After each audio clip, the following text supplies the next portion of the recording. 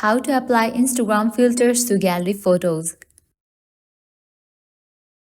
Let's get started. Launch your Instagram app. You will land to the homepage. Now at the top left corner, you can find your story section. Tap on it. With that, your gallery will open up. Now head towards the picture in which you want to apply the Instagram filter. Just open it. After you open the picture, at the top right corner, you can find different options. Click on this one option. With that, different Instagram filters will appear. Just scroll to the right. You can apply any of the effect. After you apply it, you can upload it as a story or also you can save it. For that, you can click on the three dots given at the top right corner. Click on the option save. With that, this picture has been saved to your camera roll. So this is how you can easily apply Instagram filters to gallery photos.